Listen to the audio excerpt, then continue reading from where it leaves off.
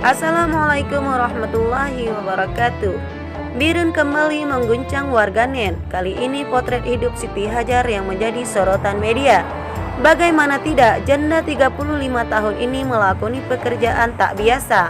Demi mempertahankan hidup, warga desa Puloh Mampre, Kecamatan Siblahkrung, Kabupaten Birun ini rela menjadi tukang panjat pinang demi menghidupi kedua buah hatinya. Tak hanya si buah hati, ibu dan abangnya juga menjadi tanggung jawab Siti Hajar. Anak saya 2. Pertama, Sulaiman 15 tahun, sudah putus sekolah. Dan yang kedua, Rafiq kelas 4 SD, ungkapnya pada Kompas saat ditemui di rumahnya. Walaupun pekerjaannya tergolong ekstrim dan tak biasa, namun Siti Hajar mampu memanjat 60 pohon pinang per hari.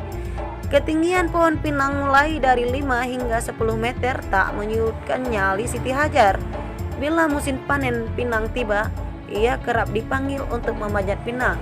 Oleh langganannya ia dibayar Rp2.000 dalam satu pohon pinang yang dipanjat. Di kampungnya, Siti Hajar dikenal sebagai perempuan yang tangguh dan pekerja keras.